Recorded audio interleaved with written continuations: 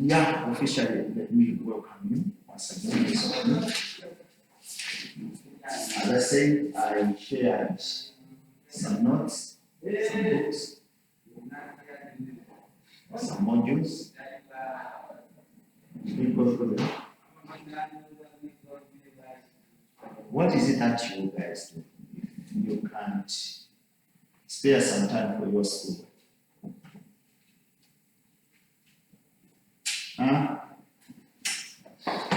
It's not only about class sessions, but you need to find time on your own and you go through the notes, go through the modules, go through the books,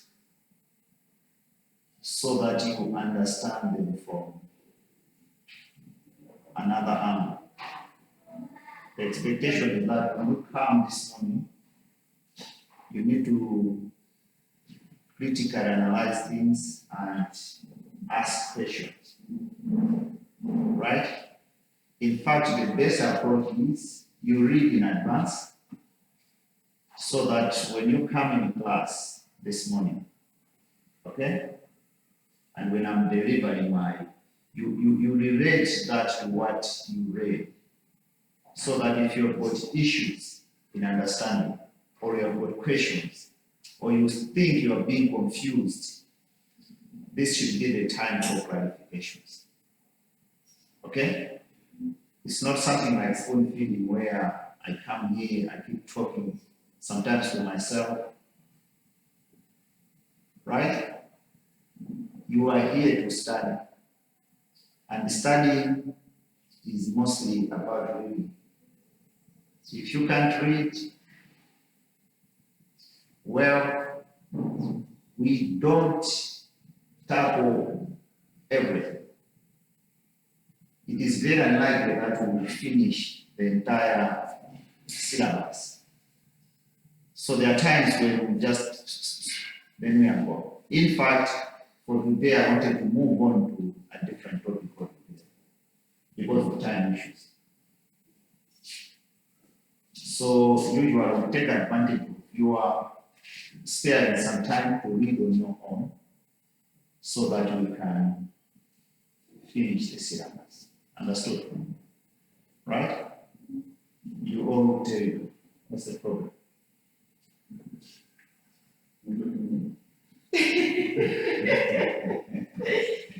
Yeah, you are much better, but the ladies lost. Okay, just a recap of what we discussed last week or the past weeks. It had all to do with management, isn't it? Yeah, this course we are kind of reviewing it because this is station management, or rather media station management. Okay? There's one part which is dealing with the management component, and the other is the makeup of a media station, right? Various divisions, sections, their responsibilities, and individuals who man these issues. So that part usually is very straightforward. That's why what I wanted us first is to understand the concepts in management, because that is very important to not only equip you to manage a media station, but to manage everything in general in life. All right? So, any reflections after the past lessons?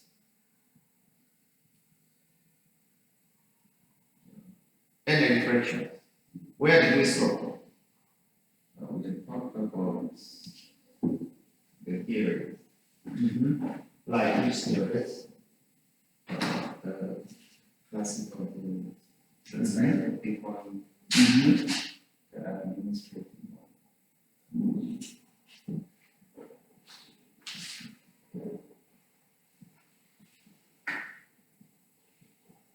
Okay? Yeah. Under classical theories, we talk of the scientific and the academic. What did we say? These two put more emphasis on. Scientific, say, the guy infused the skill. All right, of individuals. Yes. Okay, what about the other one? Administrative learning.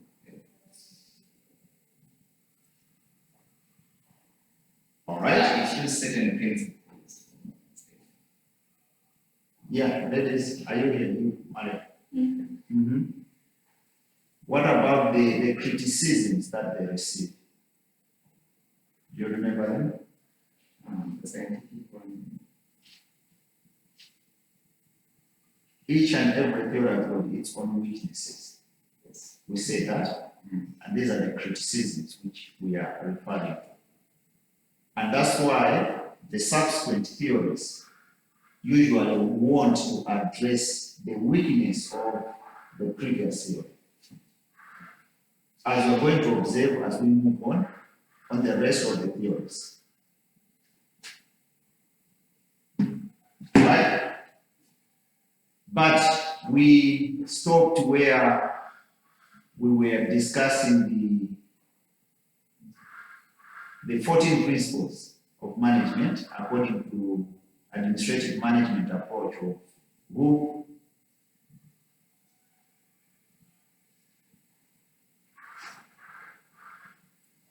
Who is this theorist we are talking about on administrative management? The one who came up with the 14 principles of management. What's the name?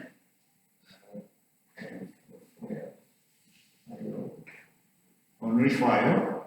Henry Fayol. You know the sad part if you guys don't spare time to read. Okay?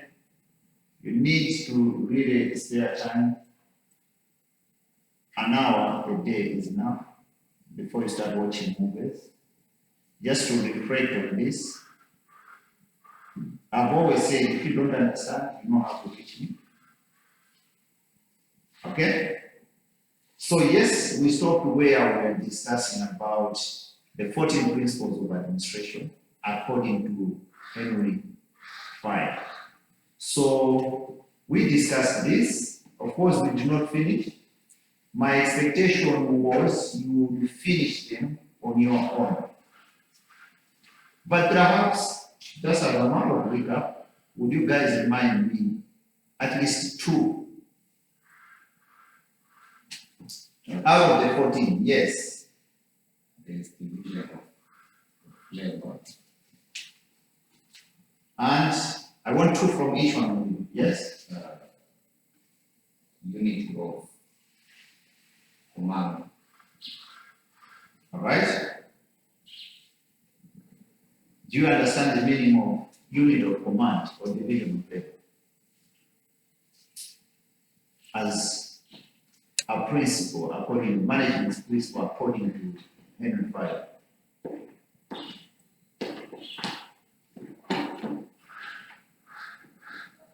You remember when we said an employee should have only one direct boss or one direct supervisor?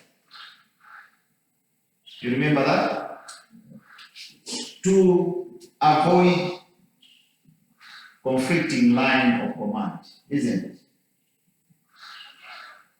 That's one principle according to Henry Fayol, one management principle. You remember that? And he also mentioned of division of labor. What does he say? Division of labor tells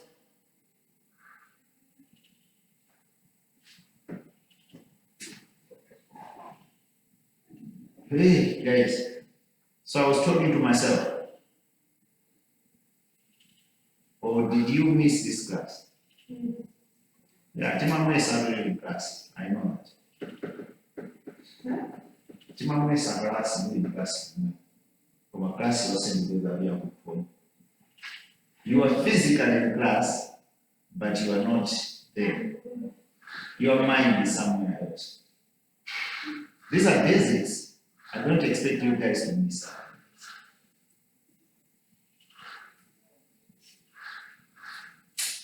Okay? Can you, on your own, please make sure that you go through these principles of management according to Henry and understand them. They are very straightforward, nothing complicated. Okay? Issues of discipline, for example. Okay? Authority and responsibility, where we say the manager must have the right and ability to give orders, but must always realize that authority comes with what? Responsibilities. Do you remember that?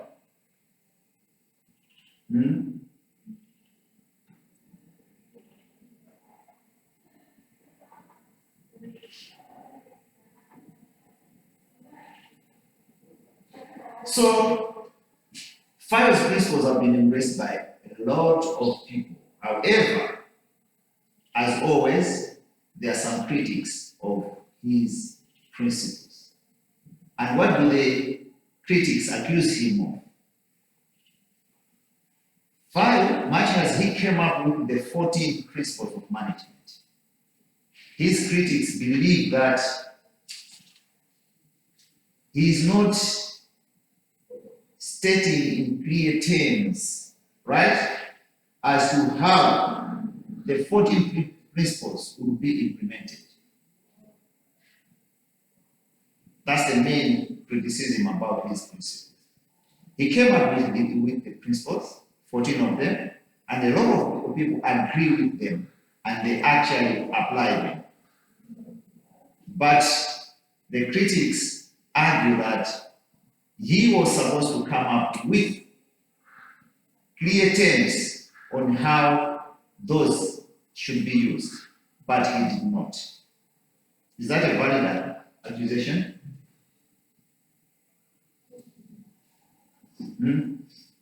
Let's, for example, take an issue of discipline. Let's take an example of discipline, right? We are saying that management and staff must follow a laid down rules and procedures for the success of the organization. With that in mind, would you agree with the critics of Fire that he did not come up with the clear terms as to how this will be applied?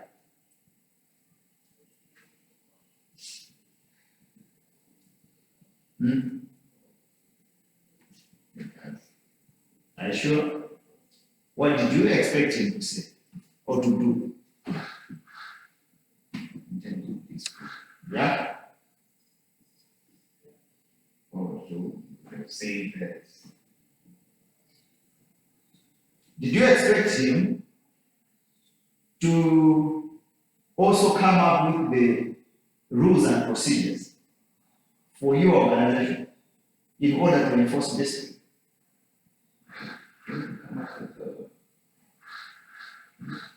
Okay, all I'm saying is the critics of the 14 management principles, right? They are saying that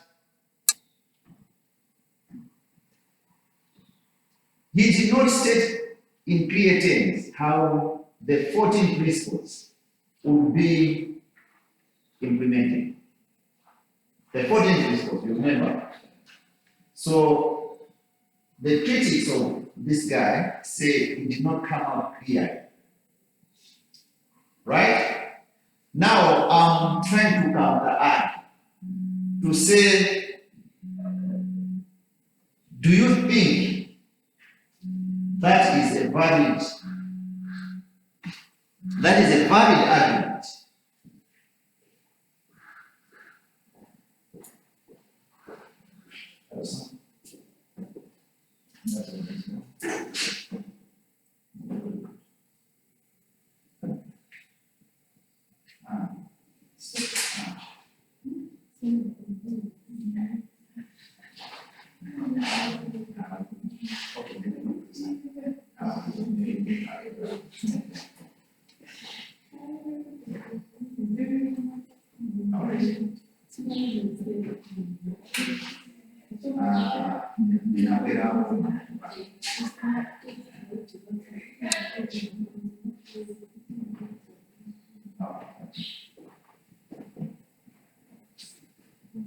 don't want to do that. All right.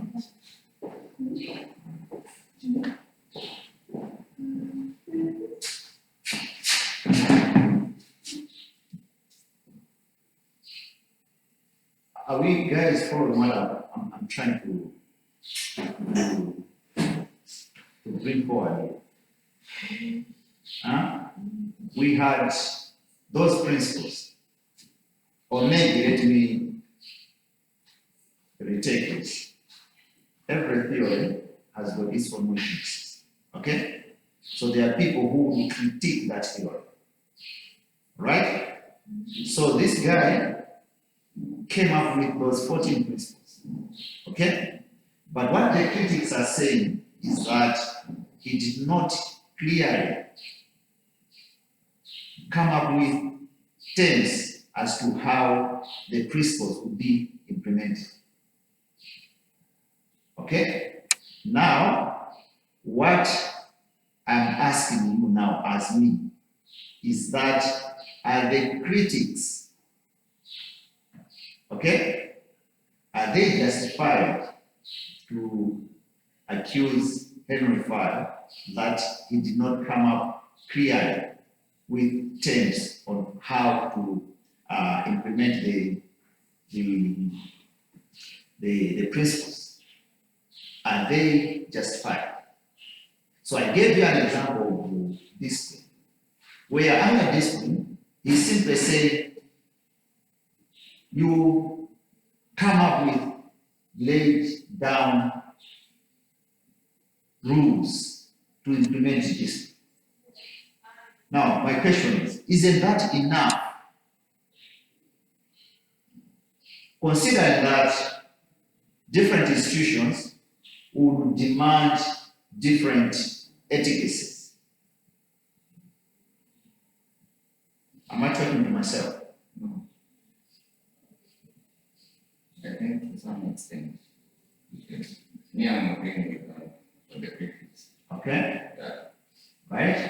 like, on the foreign principles, he just stated, for you to have a proper management or maybe organization or you need these kind of principles. But then,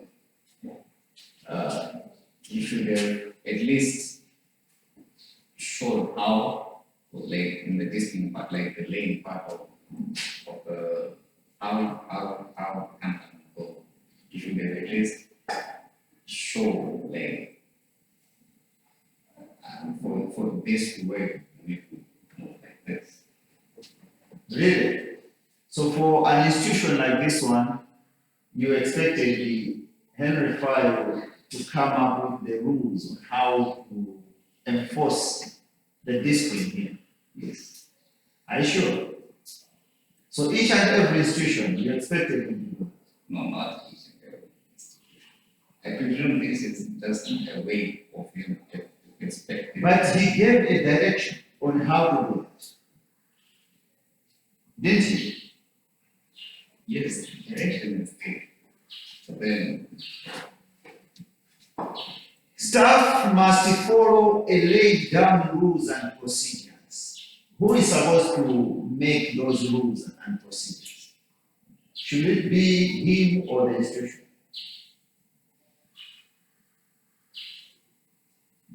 the institution. But it seems the critics think it has to be him. That's the point I'm trying to raise. But anyway, all these things are subject to critiques. The fact that some already critiqued him, that doesn't mean you take everything wholesale. Okay? You can also put forward your arguments to say, look, I don't agree with that, and come up with your reasons for taking that particular position. All right? This is how you do it, even once you start doing your research papers.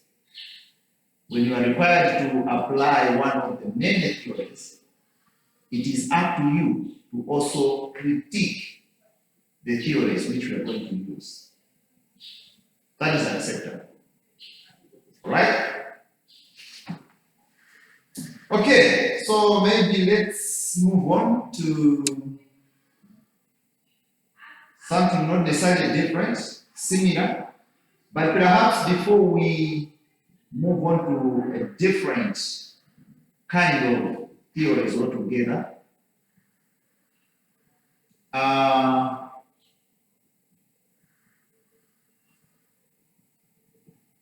just a recap where we have seen that when you talk of classic management theories, we talk of a school of thought that has a focus mainly on efficient production for profit maximization through efficient work methods. All right? You remember the first one? He almost treated a human being, a worker, as a machine. You remember that? Because he wants to bring in efficiency and profit maximization. Right?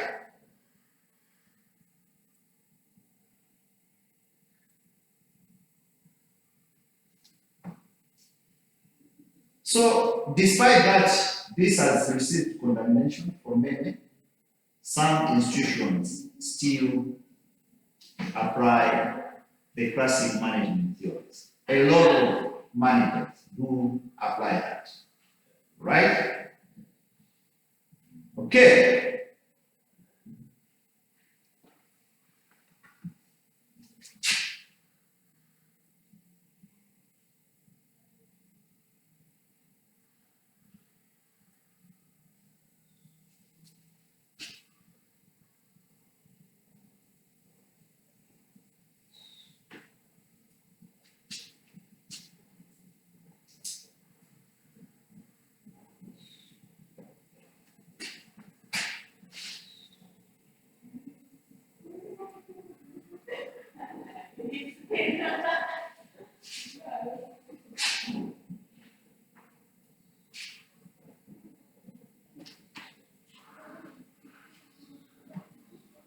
Okay.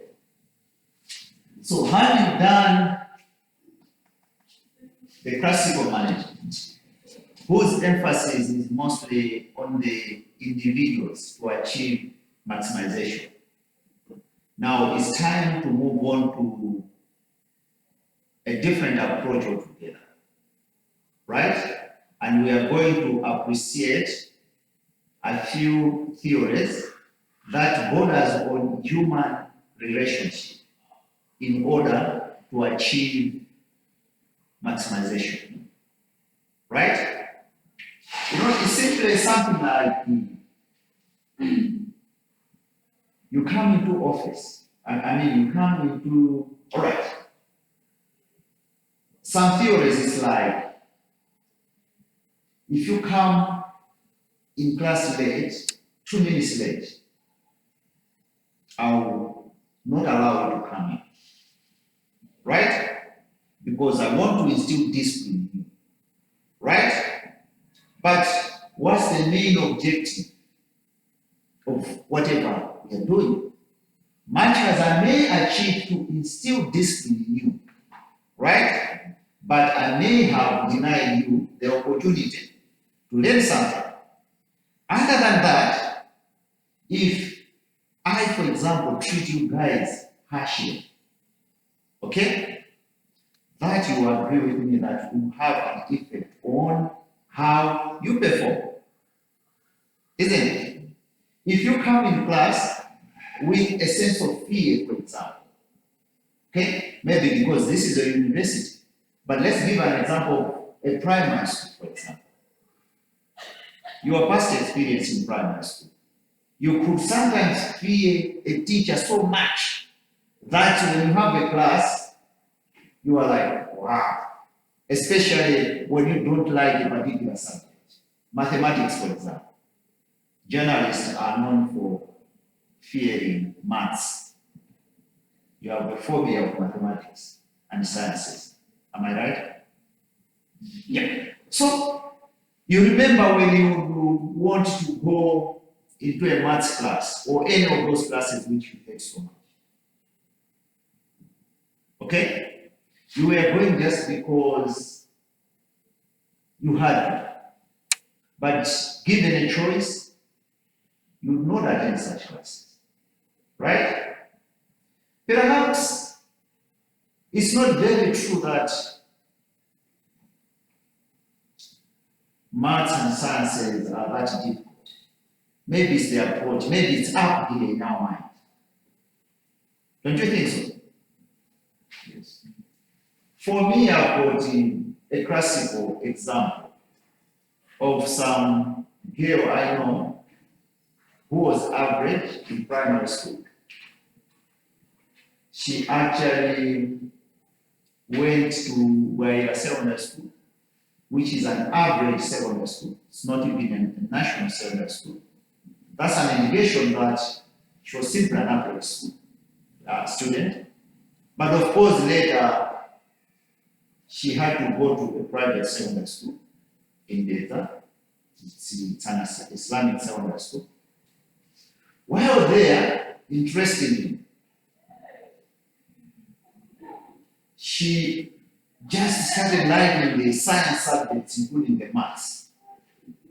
To the extent that when she was sitting for her MSc exam, MSc exam, she actually challenged me that she would get a 1 in mathematics, a 1 in physics, a 1 in biology. Then I brushed her and said, no, you can't do that. I said, no, I may not pass the entire exams, but for these 3 subjects, I'm going to get 1 for each. And exactly that, she managed to do. When I was trying now to probe more as to how she achieved that, coming from a background where she actually hated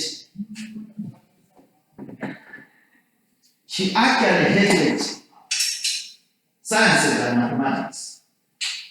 Excuse me. No.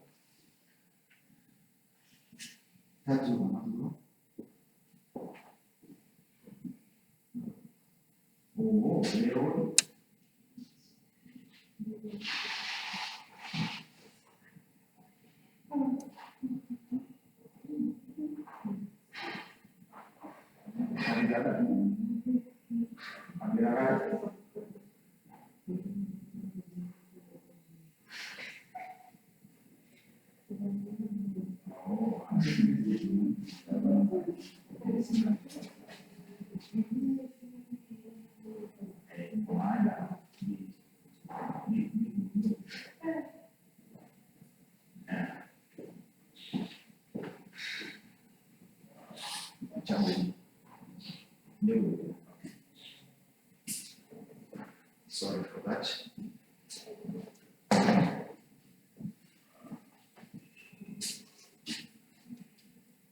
So similar to what I was just explaining to you guys, right? I want us to pay attention now to a different approach to management, okay? That's why I'm bringing in now the behavioral and human relation management theory. You'll see that on this, just on the terms, we are now making emphasis on the behaviors and the human relation. Okay? The human relation. How you relate. It could be between a teacher and a pupil. That has got a very, very big impact on productivity. Okay? So it's not always about treating a student like a machine, just feeding them and expect them to vomit. right? It's also how you relate, how you approach it, right? Are you guys here? Am I confusing you?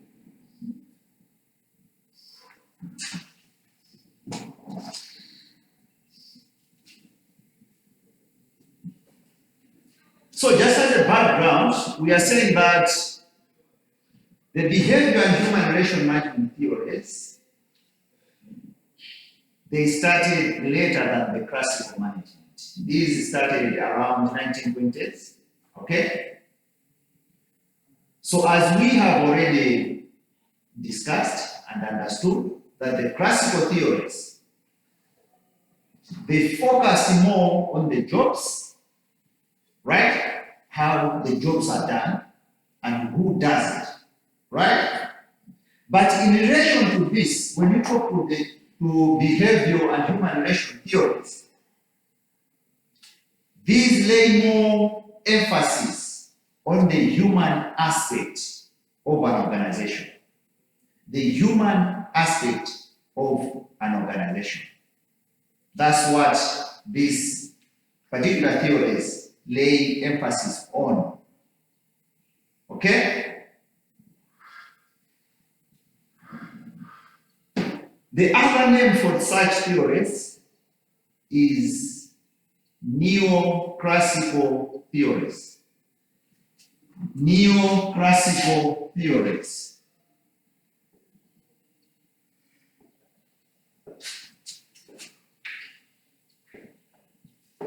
You remember the first set is called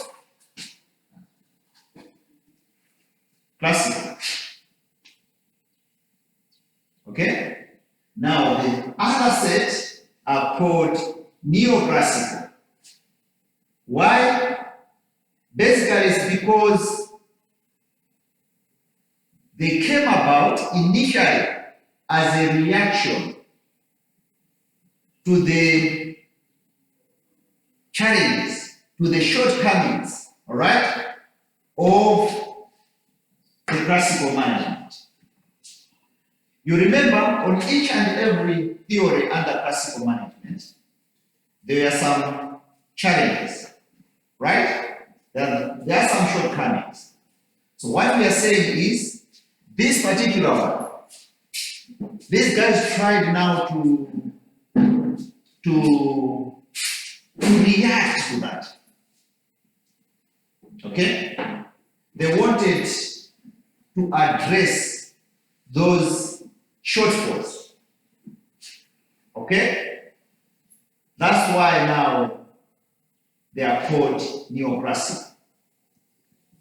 Because they emphasize on the human aspect, unlike the previous ones that emphasized on the jobs.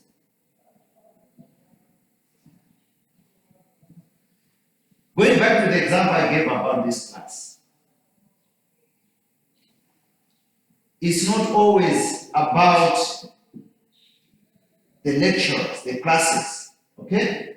But what about the student-lecture relationship? Okay? Is your lecturer someone who you fear, for example? You remember I gave an example of a maths teacher. We hate mathematics so much so that you start hating or you start disliking your maths teacher. Okay? But it's up to the maths teacher to open up and take a different approach with it. Welcome, sir.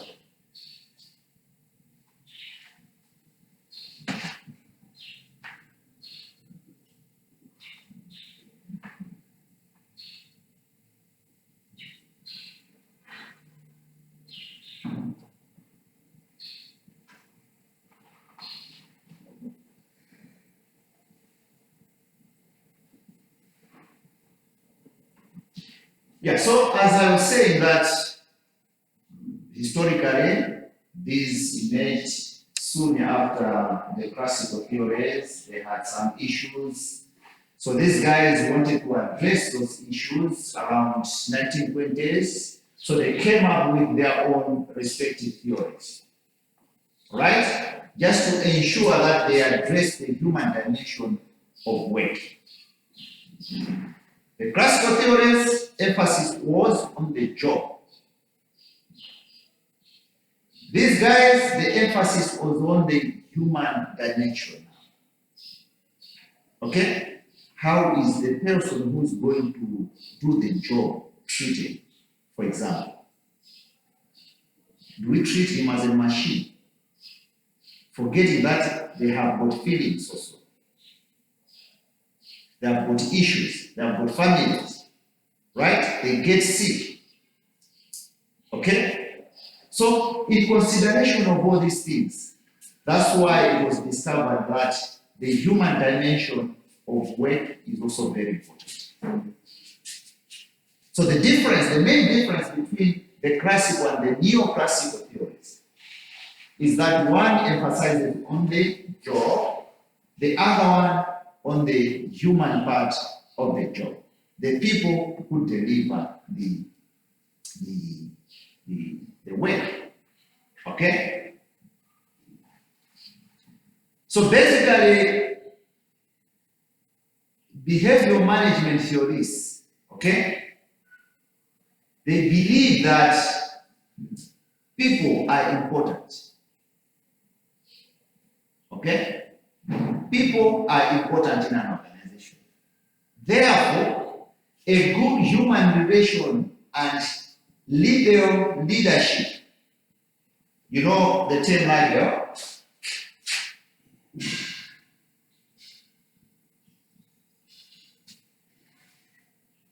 All right?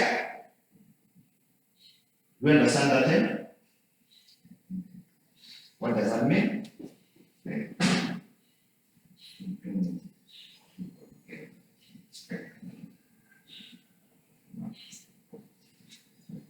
Let me speak up. Did you hear him? No.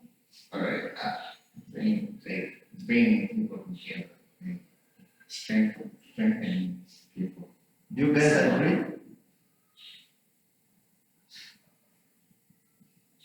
Yeah. Ever heard the term liberal Democrats?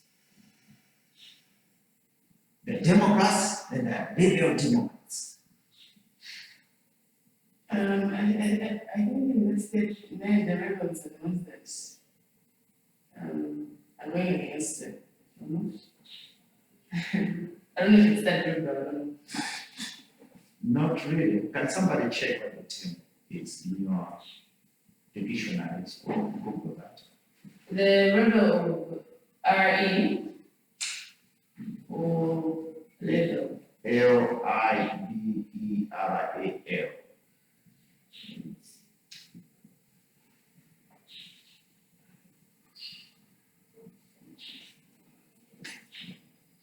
L.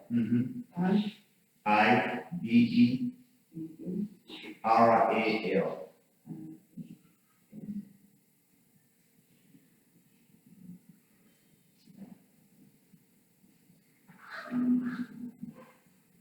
Okay, as she's looking at that, let me just continue to say that these theorists, behavioral management theorists,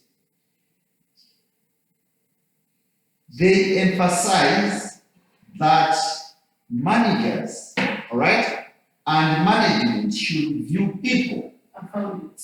Yes, please. It's willing to respect or accept behavior or opinions different from one's own. Yes, some people who are accommodating, people who are open, people who say,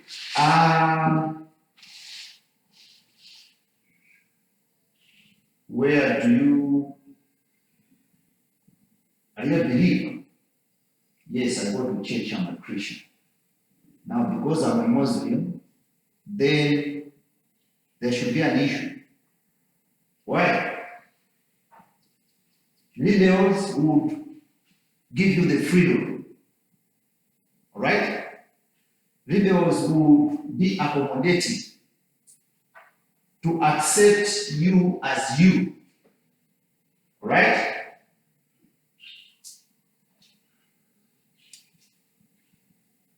So when we talk of library leadership, we say this can increase output. Muntu osafinya anxiety. Okay? That's according to behavioral management theorists. Right? You remember my classical theorist, Ajahn treated as tool, that machine. Okay? They have got no respect whatsoever as long as you do and produce what they want.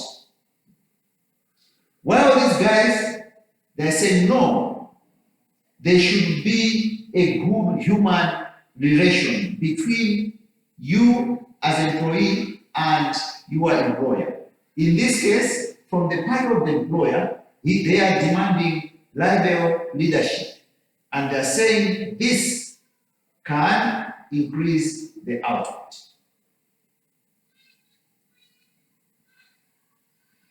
The emphasis is that the managers and management should view people or employees as individuals. Right? They should view employees as resources and, of course, assets. If we fire Tadala, then we're in problems. She is a resource. Okay? So, she is a resource which can be developed, can be worked with, and not a machine like classical theorists view an employee. Okay? So these theorists believe that human relationship is the only way to get the best out of individuals. If employees are treated so well, you are going to get the best out of them. Is that true? 50-50. 50-50. Yes? Of course, you're going to get the best out of them, but when you let them also to be comfortable in an area, not much of the is done. Mm-hmm. So if it was you, if you wanted to use this, you would now also bring in a bit of classical elements where you need to control them. Okay?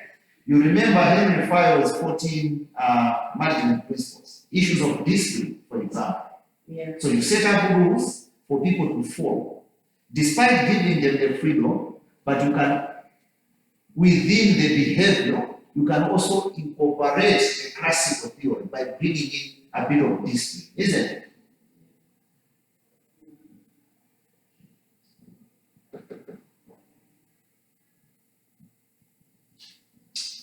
So let's just go through a few of such behavior and what they argued. Some are not very important. There are many of them under neoclassical theories. There are many of them. Just like in the classical theorists, there are many of them other than the 2 or 3 or so we discussed. Okay? So there's one, you go man stand back. You go man stand back.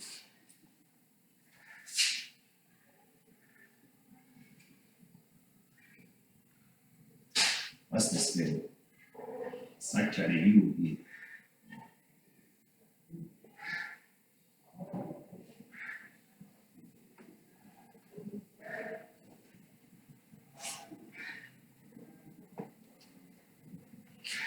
This is one behavior and human relation theorist.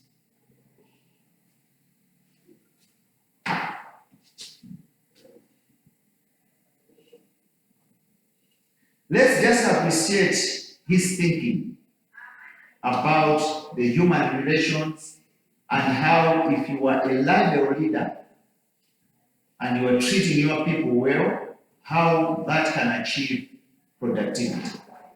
All right?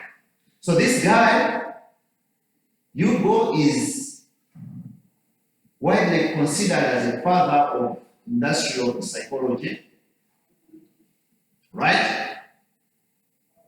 He was known for his use of psychology to boost organizational productivity.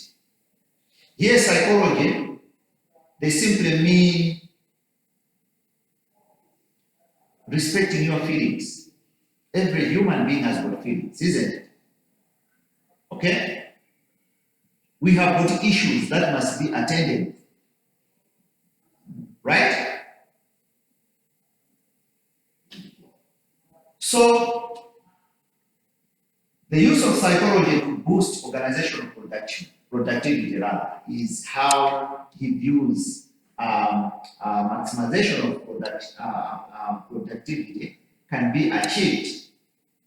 He argues, right, that management should match individuals' abilities with responsibilities.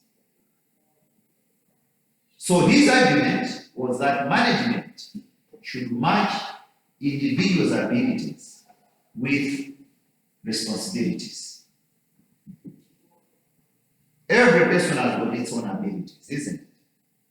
Okay? So you as a manager should ensure that you match your employees' abilities with responsibilities. Okay?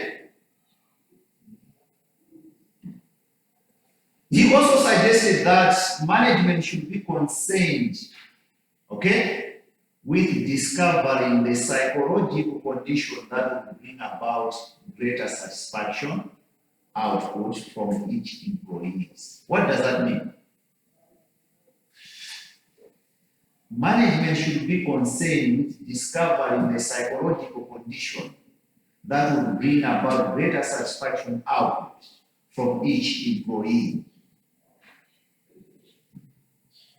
Here the catchword is the psychological part of you. What does the word psychological mean by that? Maybe until we understand the meaning of that word, we may not be grasping what we are discussing here. Can you check for us again, please? Because he says, he rather suggested that management should be concerned with discovering the psychological is PSY? Psychological. Psychological. PSYCHOLOGICAL.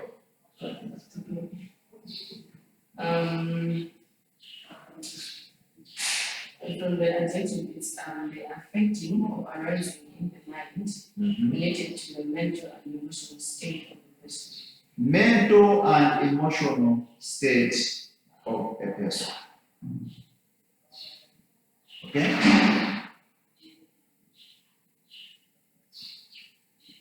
This is a very powerful tool in everyone, isn't it? So this guy wants to capitalize on that. How do you achieve that? It is supposed to be a concern of you as a manager to discover the mental state or mental condition, all right, that will bring about a greater satisfaction about, or rather output from each and every employee of yours. Mavuno watu wamekana mbali watu wote mimi nasidha is like we are all interested, isn't it? But if you were to ask each one of us about our mental issues, our psychological issues back home, there are issues, isn't it? We would maybe feel sorry for one another. Okay? Issues of relationships, issues of sicknesses, issues of lacking of finances, issues, they all cause problems mentally, isn't it? So regardless that this does not concern me, right? Because all I care is you guys should be in class. I deliver my lecture, you go. But wait a minute. You guys will come here with lots of issues in your heads. Am I right? So, for your maximum productivity, if you are to pass, if you are to deliver, if you are to excel in my class, I also need to be concerned in that other mental issues you are having. That's why an institution like here, you have maybe a dean of student, maybe a matron, right? These are people who are meant to help students with their mental issues. I may not, because I'm not an expert in that field. But all I'm trying to say is, I should have an interest on your psychological issues for your maximum productivity. It's not just a matter of you guys, you are here, then let's be in class. Here is a test. Can you attempt it? Without appreciating what you are going through. All right?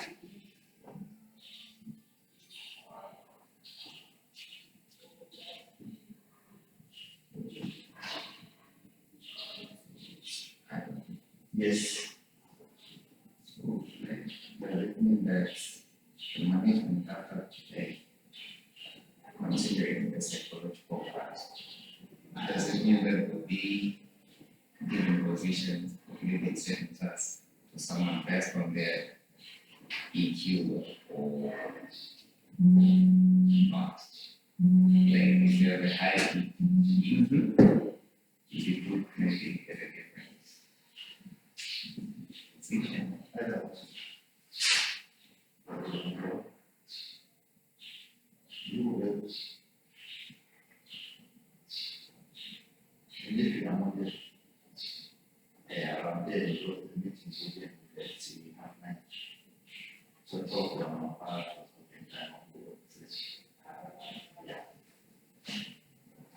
Yeah.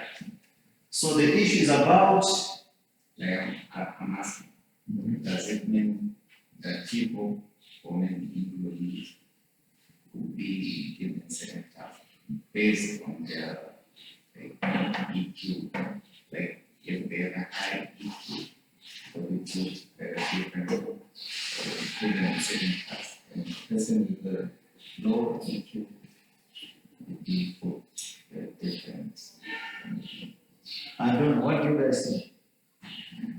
I don't think that anything. Yeah, because your voice you are so low. Yeah. I'm saying that it's actually a question.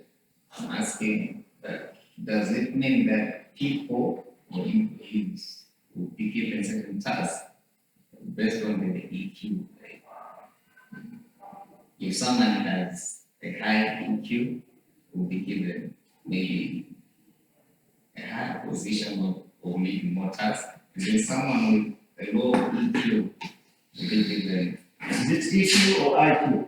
EQ. E? EQ. Okay. And what does that mean? Emotional. Question. Okay. What do you guys think? Depending on that, what you're talking about, Uh-huh. I would say people. Yes. For me, my opinion. Yeah, but you can't just say for me, no. Okay, if you're saying if the emotional part is hard, in a positive or negative way. Okay, they say that if you have a high EQ and emotional functions rate, you are able to withstand certain You're right. withstand Mhm. certain pressures, but you think that you have a lot in your mind, but then you still don't lose focus on the things that you're doing. That's the high EQ part. Yeah, you probably get more profit from it. Yeah, so my question was, does it mean that someone can be given tasks if based on the EQ? Yeah, for me, yeah. I didn't think of it first. I think, yeah, because I feel like when everybody's working, or even as, for example, working class, it depends on EQ, of course. So if you're given a task, I think the management actually looks at how you handle what you're given previously, how you bring the outcome, and how you present it. So I think it would actually depend on that when you give your task. Yeah. So Okay. yes. Yeah, No, that's- interesting. Did I answer?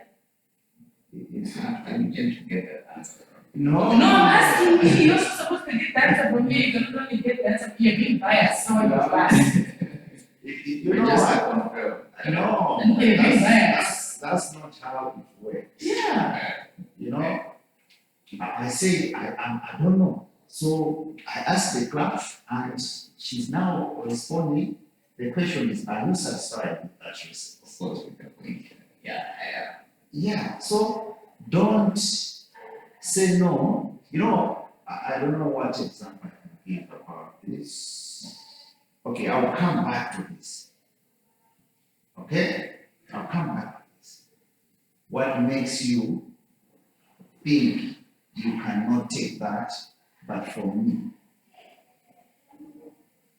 You know, there's a theoretical explanation about that. Okay, but forget about that. Let me just go through this and see if it can answer your question, and maybe you can agree or disagree with what Sophie just said. It is saying that Hugo's experiment, this particular guy we are talking about, all right, it gave rise to the development and popularity of aptitude tests. We know what an aptitude test is. yeah. So it gave rise to the development and popularity of aptitude tests to choose the more qualified personnel. The catchphrase, the more qualified personnel. Now, coming back to your question is, you made reference to EQ, right? Emotional quotient. Should that be a measure of qualification?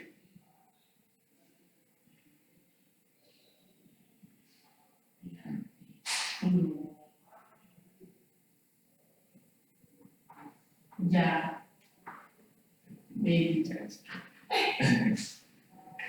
Maybe. Okay, food for thought. In that case, can we read further about Mr. Hugo's Manson's theory and see what he says? Because only after we have read the theory in its entirety will we then understand exactly and definitely the issues, the questions which we have will then be responded to properly. Right?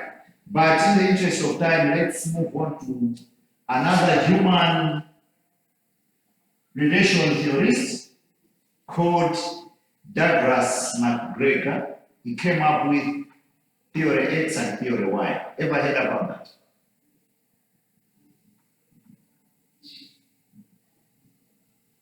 Douglas McGregor.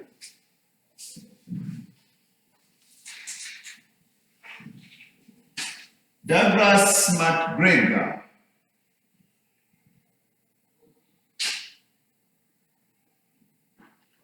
Theory X and theory Y. Ever heard about that? I don't know. I passed through it. Hmm? I came across it sometime. But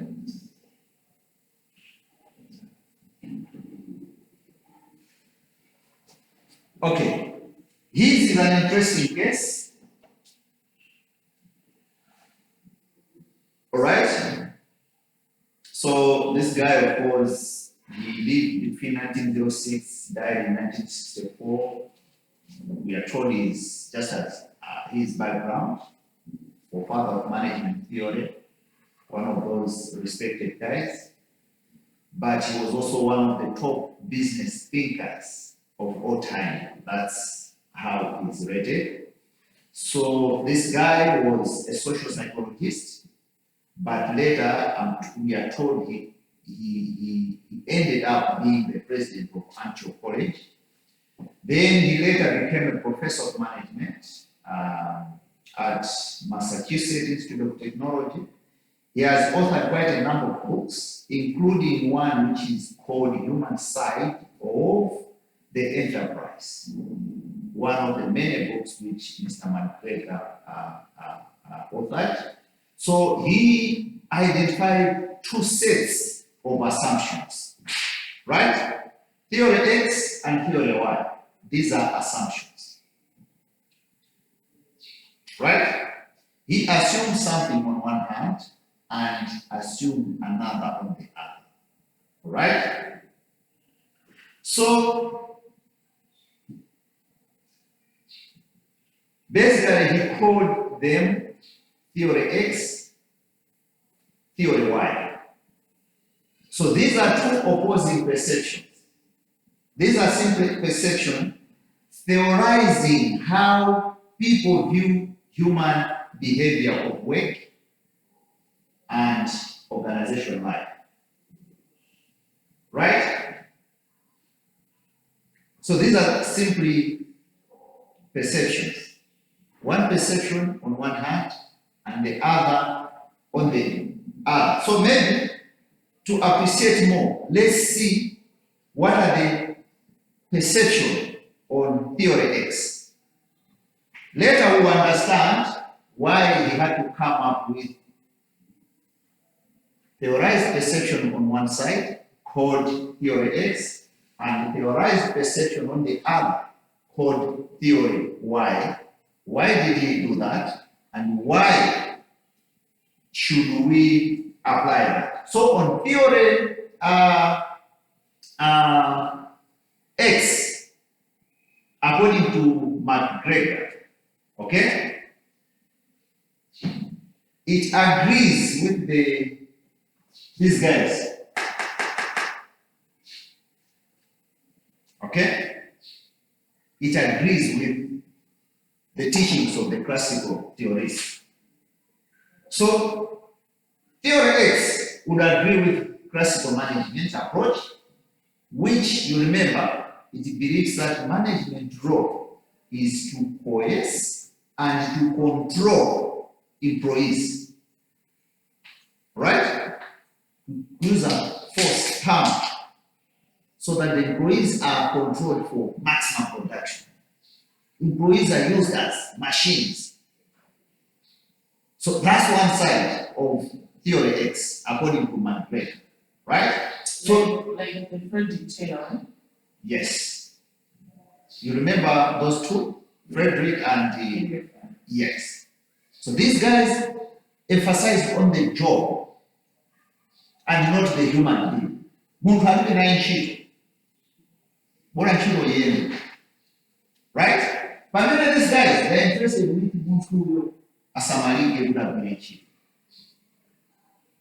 That's the difference between the classical and the neo.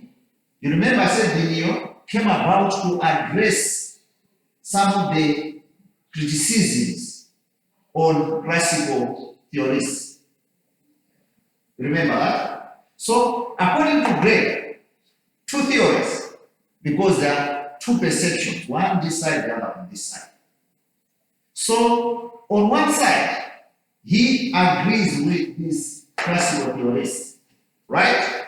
That the role of management is to coerce and to control the employees, right? So there are a number of assumptions in the X theory, and some of them is that a man has the inherent dislike for work and will avoid it whenever possible. Is that true? Because this assumption is what made the classical theorists to treat a human being like a machine. Because a man has an inherent dislike for work and will avoid it whenever possible. Is that true? You're not? Are you sure? Yes. What do you guys say? Naturally, if you had a choice, would you want to work? Forget about putting children where attention. You already have those things. Would you work? Yeah. Hmm? Yeah. Okay? Tada. I mean, she's just being honest. Yeah. Mariam, would you work? Yes. What would you be doing? But for me, I would work, I believe, yeah, you have everything set, yeah? Your life and everything. But I also believe that once you're in the same environment for such a long period, you get lots of new experiences in life, mentally, emotionally, spiritually. So I believe I would use the other work environment as a routine for me to also gain some other experience and to gain some other ideas. So that's for me how I would use. Yeah, but remember, work, Mhm. you have to follow the rules. You wake up at 6 o'clock, so that by 7 o'clock you are in office, half 7 you start work. You have to keep waking up to 5 o'clock. That's the kind of environment workers are in. Is that something we want to do? If there wasn't that, the carrot kind of attraction in wages, would you really want to work? Yeah. Okay, Yeah, me. I can take that home. Yeah. okay. Should I go ahead? Yeah, you can if you have another, it's a different, but I wouldn't, honestly. Oh, but okay, let's go back to the psychological thing I was saying. Would you, okay, staying in one environment, I don't think it's for such a long time. I think you would actually tend to, I don't know what it is. Yeah, because work is kind of controlled. Now, this guy said man has an inherent dislike for work. Yes, I know work has some good advantages, all right? We socialize when we go to the office. In fact, even if you don't have anything at the office and you are home, you feel like going to work. I've got a typical example at my office. This lady was sick, but yesterday she came. Said, why are you in office today? So, home is boring. If I was home, I would simply be, So Yeah. she did not come to work, but rather to associate. Right? That aside, waking up every day, going to work, I'm not sure. I don't know about you guys. Anyway, It's I've an said exercise also. yeah. Well, but you can do your own exercise at your own time. You can go to gym at your own time.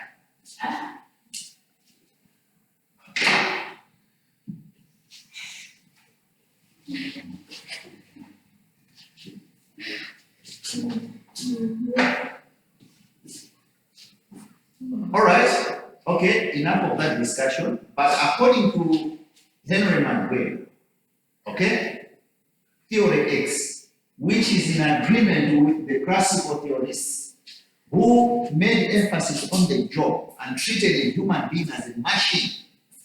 He says that, and it's just a perception, as I said, that's why we have got different perception about going to work. So he says man has got an inherent dislike for work and will avoid it whenever possible. Will avoid it whenever possible. For example, no, I'm not going to work because it's an opportunity. It's an opportunity. Yeah, you always find these excuses not to work, because work by its nature, in fact,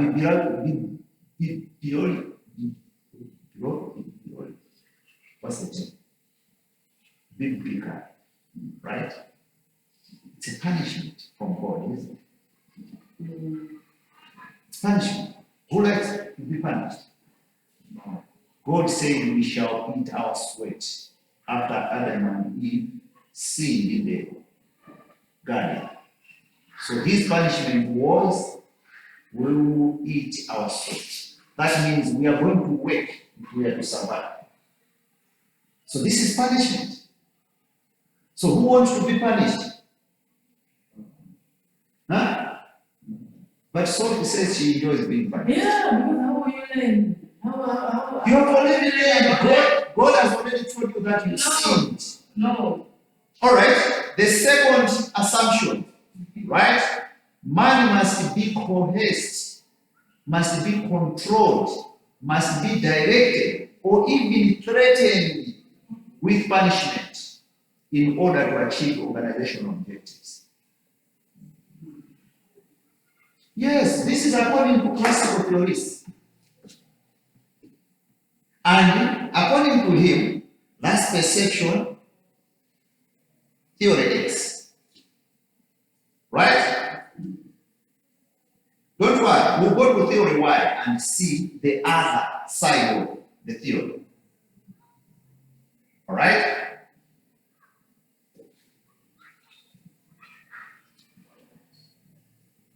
Thirdly, man prefers to be directed, do not want responsibilities, and have little or no ambition. Right? You recall that the so-called civilization, right, is what has brought in a lot of changes, without which we would still be in the jungle, isn't it? Hunting mice for our food and fruits, right? That's who we were then, thousands of years ago. All right? So man prefers to be directed. If not, they will behave like animals. They do not want responsibilities. Right? And have little or no ambition. I'm not sure about this. But also, people seek security above all else. Is that true? People seek security above all else. These are some of the few assumptions of theory X, according to my friend, Mr. Douglas. Let's look at theory Y. Remember, this is from one extreme of perception about a human being. Then let's move on to the other extreme. So, with theory Y, the assumptions, right? Management role is to develop the potential, okay, in employees, and of course help them to release those potential towards a common goal. So management is nothing but identifying potential in human beings. So you know that, hey, when it comes to typing, Tadala is so fast, she can make maybe 100 words per minute. Right? So that's her potential. So we identify that, groom her, polish that skill, so that we use her for a role that would require typing. Okay? So that's the role of management, according to theory Y, to develop that potential in human beings, and of course not just discovering, but helping the employees to release those potentials towards a common goal. Usually, sometimes potentials do not clearly come out, do they? But you can tell that, I think Sophie should be good at this. She should have some potential at this. So as a manager, it is now my job to help her to release that potential, to make use of that potential, to polish that for the common goal of your institution. There are very many people who are misplaced in society. All right? Agree? Huh? A lot of people would be doing things that, given another chance and choice, they would not want to do. We have seen doctors who were not supposed to be doctors. They became doctors simply because they got 6 points, and because every person who gets 6 points has to go to college of medicine. Then they started medicine. But perhaps their potential is not in the hospital. Their potential is somewhere else. Do you expect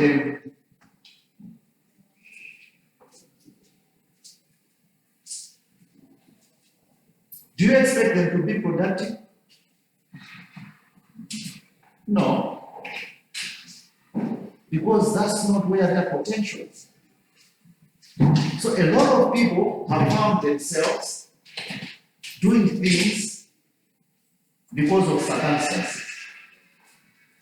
You guys were lucky because there are so many universities and you can make a choice. So, I want to do this during our time at TEDU, we only had one university and the courses were so limited. So you do a course not because you want it, but because that's the opportunity you are given, and you not take it down, because if you do, that chance will sleep forever. Okay? But majority of people, Munda students, for example, usually majority of them, if you do a research at Munda, you see that a good percentage of them are at Munda not because they want it, because I hear not very many people want to go to Munda. So they'll put Munda as the 6th choice or 7th choice. Now, because all the places have been filled, the rest will say Munda as the 7th choice. They are now taking to Munda. That's the reality. Right? Okay, forget about that. We have seen the X theory, okay, where the perception is in agreement with the classical theorists. Now, the Y theory are saying something different. For example, they are saying, these are the assumptions of Y theory, okay? They are saying work is natural as play and rest. True? Work is natural as play and rest. Resting is natural, isn't it? When you are tired, just have to rest. Play is play natural. Play. It's natural, so?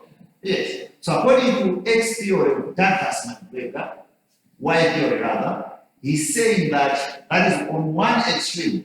You remember on X theory about work, what did we say? Yes, people don't like work. You have to force them to work. It's a punishment. Yes. But on the theory Y, okay, the perception is work is natural as play and rest. You see the difference? X theory, human being doesn't want to work. So you have to force. You have to treat him as a machine. He is in agreement with the classical theorist. On the other hand, he is now more liberal. He is now into behavior and human relation.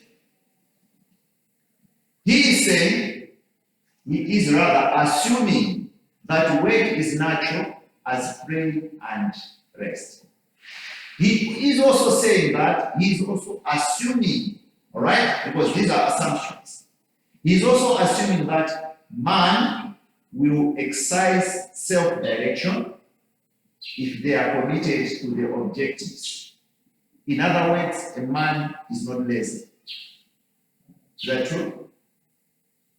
Yes. So naturally, the human being is hardworking, they are not lazy. Right? He is also assuming that commitment to objectives is a function of the reward associated with their achievement.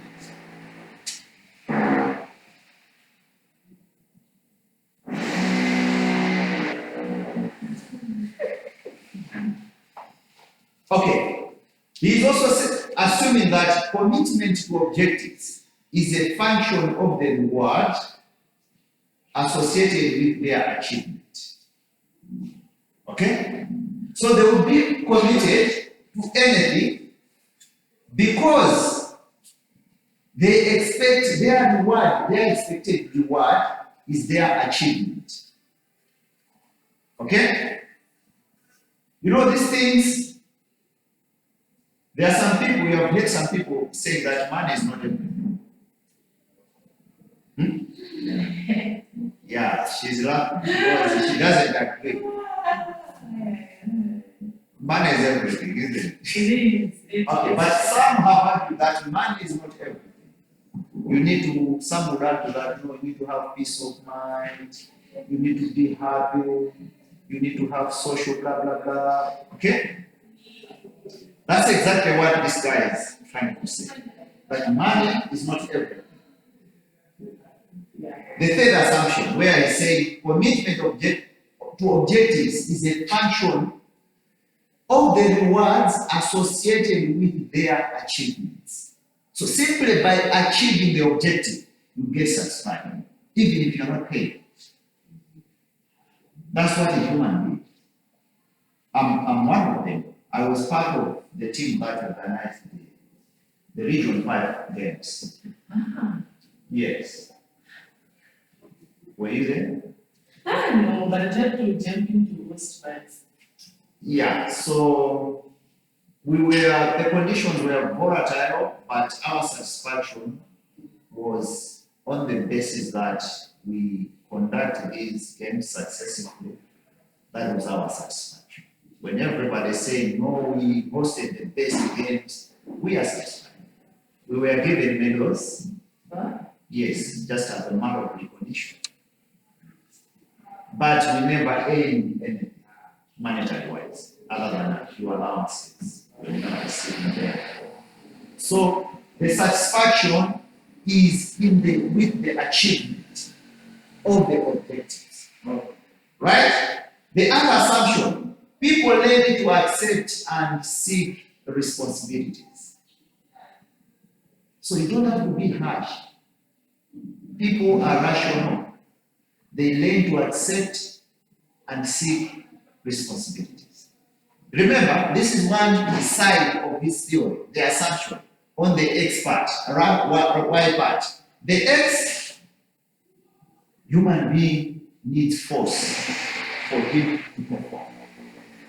On the other side, no, human being is smart. He wants to work, he takes responsibility, he is committed, he doesn't necessarily need money, he can perform. But also, creativity, ingenuity, and imagination are widely distributed among the population.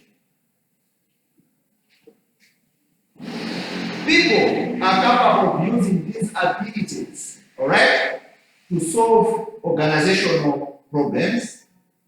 And lastly, people have potential that are partially utilized. People have potential that are partially utilized.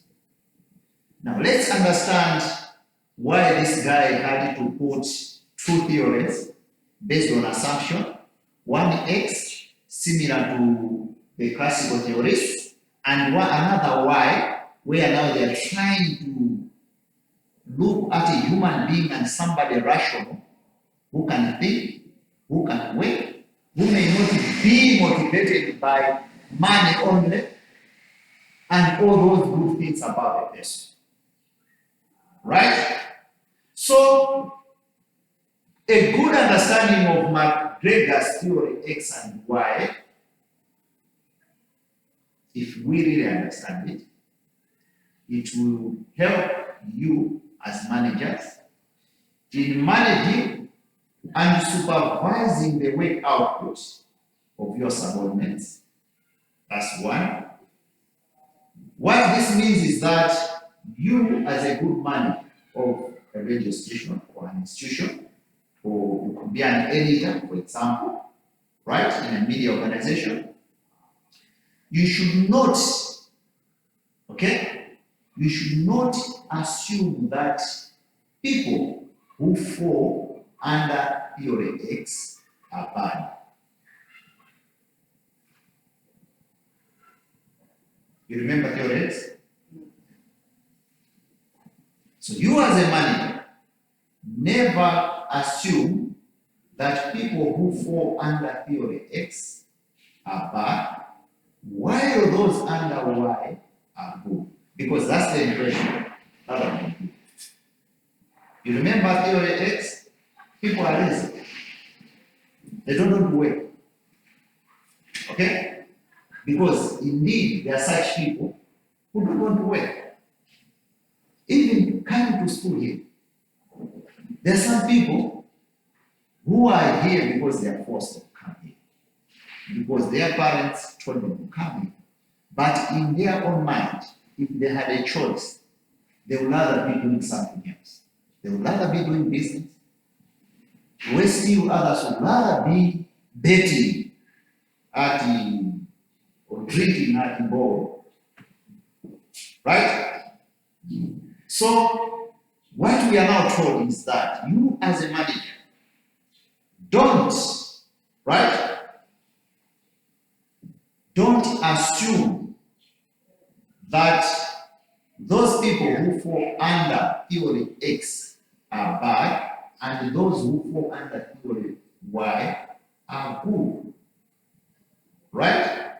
Rather,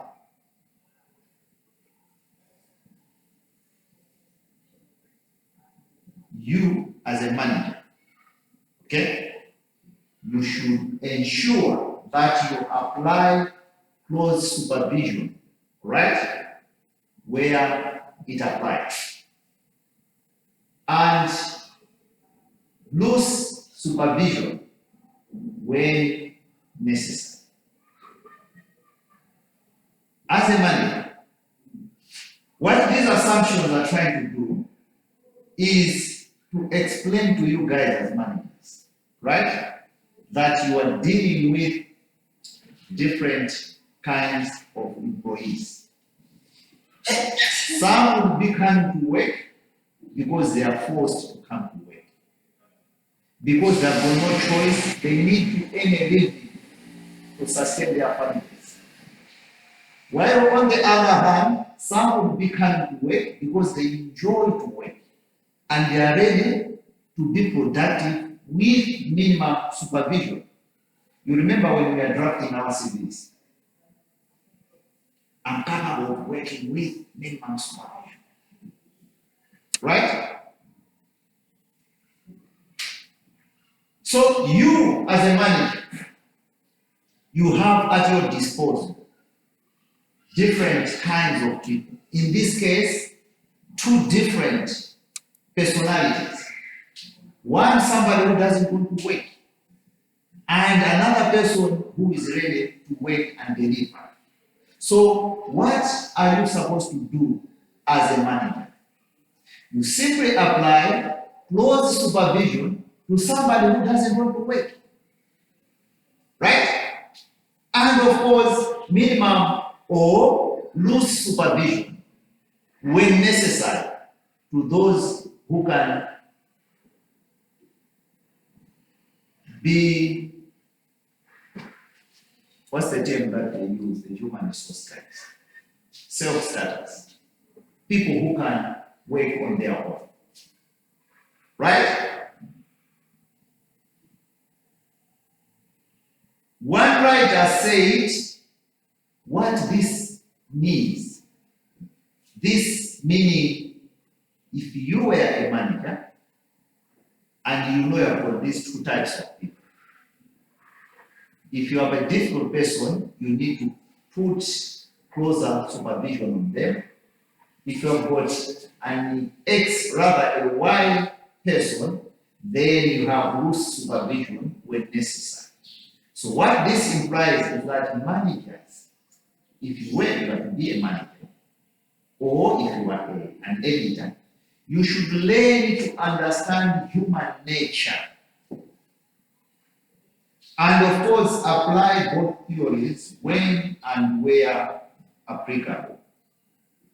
You as managers, you must understand human nature because it's a reality. It's the reality. Any question before we go to Abraham Maslow's hierarchy of needs? One of the most popular theories. I'm surprised you guys, you claim not to have heard about it. Any question on McGregor's theory X and theory Y? The assumption on one side, the other assumption on the other, trying to present an employee as a bad person on one side and a good one on the other. This will give you as a manager a picture to always, understand human nature and treat them as different people. So you apply different skills. For example, supervision to those who are difficult and maybe become a bit liable or a bit democratic to those who can stand on their own. Any question? All right? And finally for today, Abraham Maslow. This guy was a clinical psychologist, so he made quite a number of contributions. Mostly he explained the areas of human needs. All right? A human has got needs. Okay? So he wrote a paper called Theory of Human Motivation. And in this paper, he observed that man has innate curiosity to satisfy his needs. And that as a human meet their basic needs, they seek to successively satisfy higher ones that occupy a set of hierarchy. Okay? This is the basis of his theory. I'll take that again. And can you guys listen? Right? Maslow observed that man has innate curiosity to satisfy his needs, and that as a humans meet their basic needs, they seek to successively satisfy higher ones that occupy a set of hierarchy.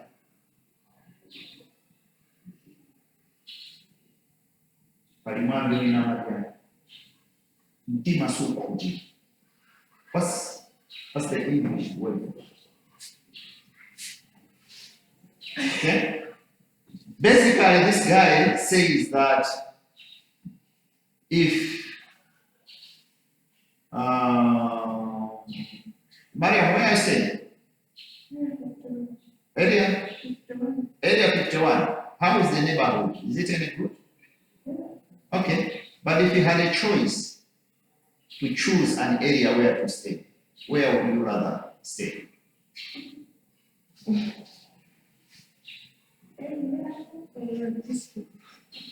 Well, whichever, but perhaps area in Lyon. You are okay with area 51? What about it? Where is area 38?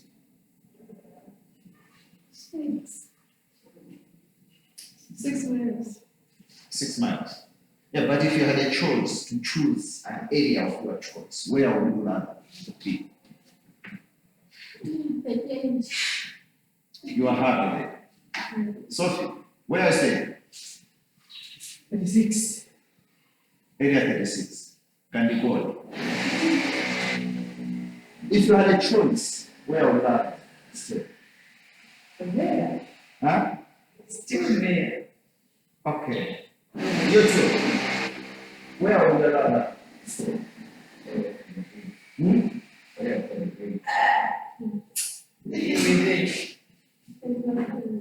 People are boring there. Boring. Ah, you see? She said people are boring. That's an interesting one. Okay? She says people are what? Boring. Now that will well explain. That will well explain this. All right?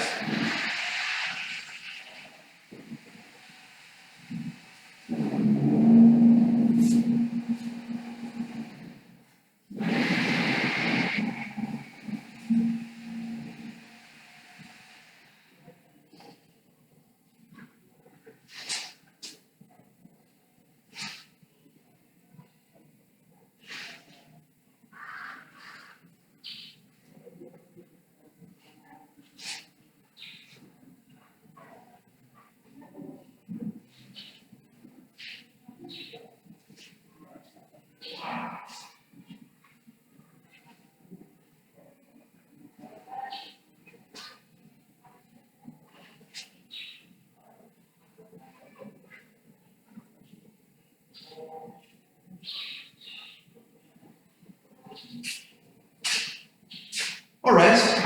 Sophie, what is it that you like about Area 36? I said it's That you would, given a house in Area 43, you would say no to Area 43. I would rather stay in Area 36. What is it that you like about Area 36? the generosity of people despite number. Uh-huh. Good one.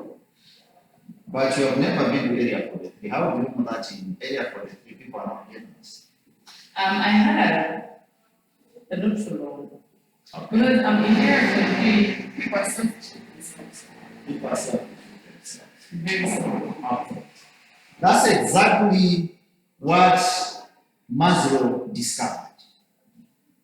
Because what you call selfishness may not necessarily be selfishness. It is selfishness in the eyes of those who are maybe there. Right? Yeah. So he says that if you have managed to get what I want now, I always aspire to get something which I don't have. That's human nature. Right? For ladies, you see a beautiful shoe and you have seen a colleague wearing something which is newer than yours. You will want to get that. Right? That's human nature. Okay? If somebody naturally I would want to side with him, if I had a choice, of course I've been in area 36 or so, and now I'm in area 49. Given a choice, I would rather go back to area 36.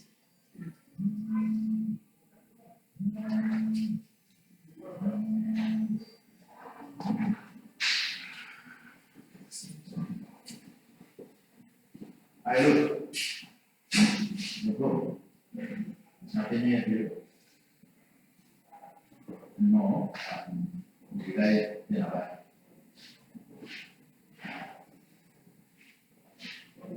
No, I've moved. Local government. No, I'm not. I found another one already.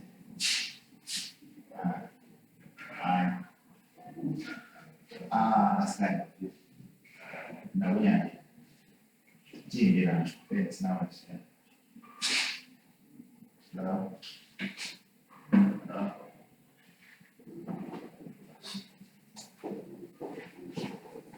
Okay, let's just finish up this.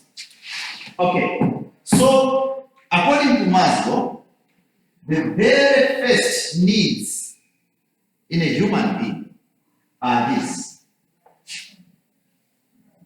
The basic needs.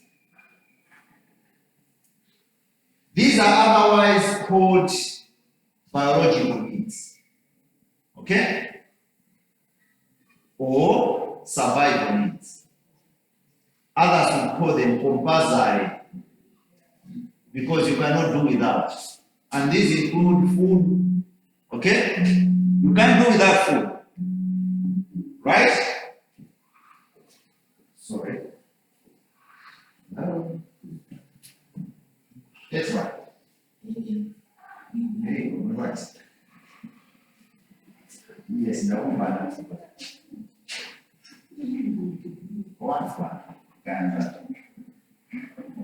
one.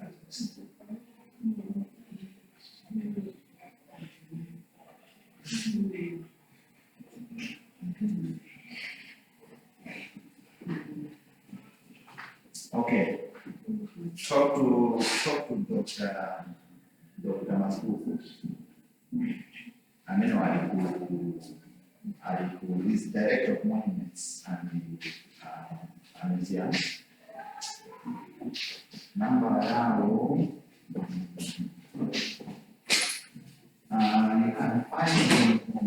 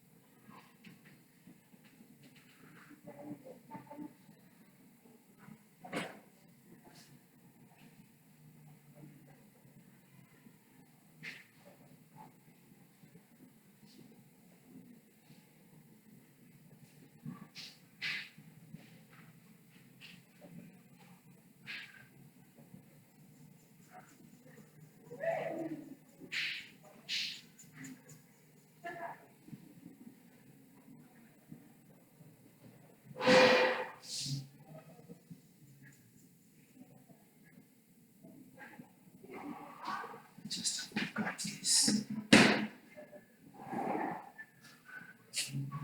Okay, let's finish up this. So basically, these needs are basic, and this includes food. We can't do without food, can we? Shelter, clothing. Those of us who know Kamuzu Banda, the former president, he used to talk about 3 basic needs in life, and these were food, shelter, and clothes. All he meant was these are the basic needs in a human being. But after satisfying these 3 things, food, shelter, and clothing, does life end there, or you would aspire for more? Exactly. Because even on the food part, some would barely eat basic food, sima and dio, isn't it? But after satisfying food and dio at home,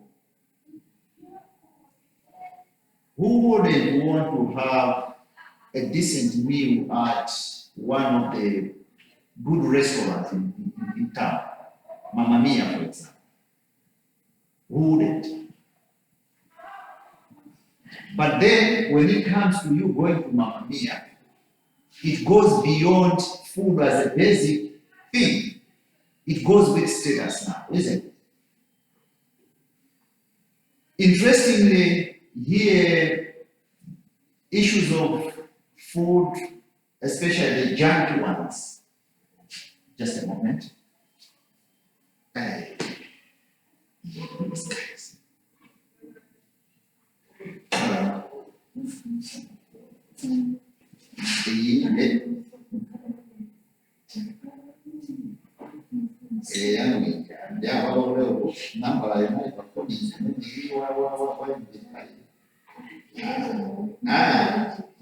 It's okay. That is double 8 059 2101 99 695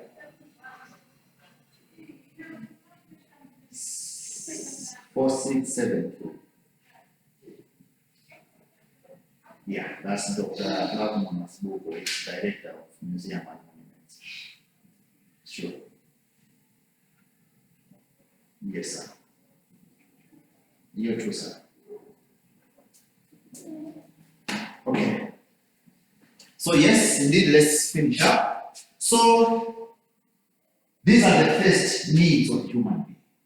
Thereafter, you go to the next level, safety needs, right? So under safety needs, these are needs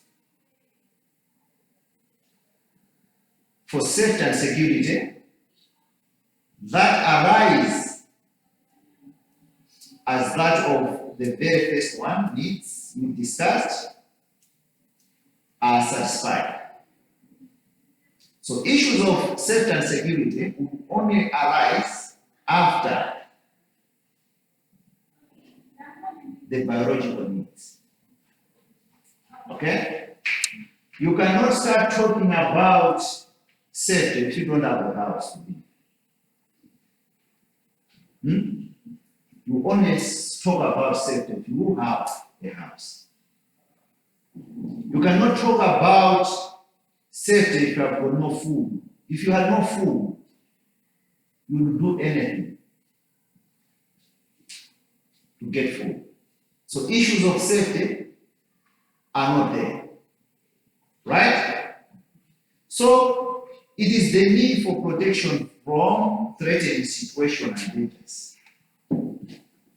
And you can only need that once you satisfy these first needs. So these safety needs would range from the physical, personal, employment, revenue. If you are working, you think of, am I going to be on job? There's a retrenchment. Okay? That's the safety need you're talking about. But it will only come if the rest are satisfied. And thirdly is the social and affection needs. Under this, you are talking of, these are emotional based relationships. Friendships, that's where perhaps you are. That's where you want to stay in area 36 because that's where you have lots of friends.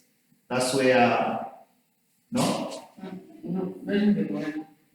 But how come you like, oh, okay, you have lots of good people, Yeah, exactly. right? That's another example, right? So, in other ways, this is called belongingness. You belong there, okay? Issues of intimacy, right? Why? Because this improves emotional-based relationships, friendships, intimacy, I already said, family relationships, and so on and so forth. Okay? It also includes the need for lending and borrowing,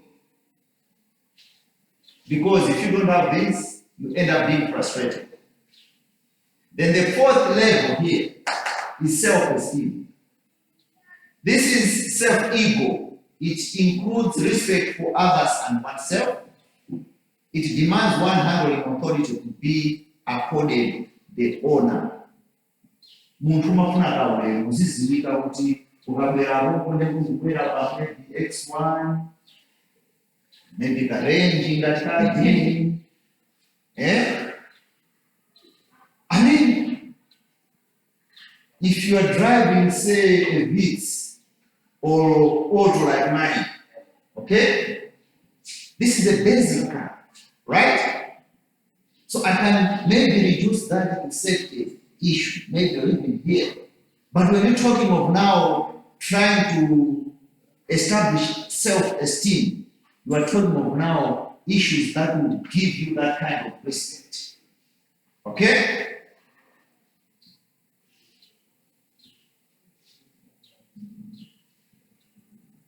So people engage in relationships to achieve sense of acceptance and self-value, right? Because the absence of this would result in inferiority complex or deflated self-importance. You have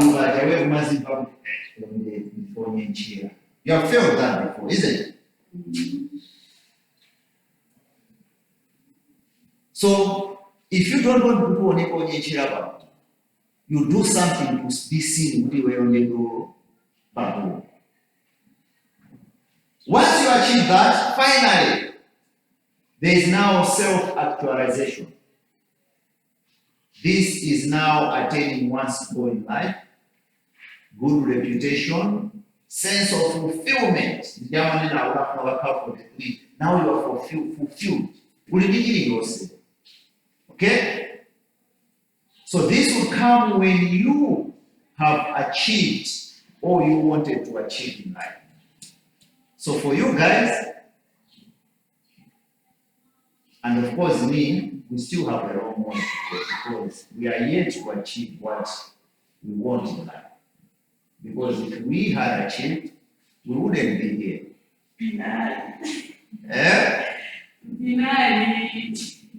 No, that's just the beginning. Yeah. Yeah, because I don't think you guys all you want to achieve in life is to get a first degree. Yeah. Right? You should aspire more and get postgraduate or even doctorate. That you would have said it. All right, guys.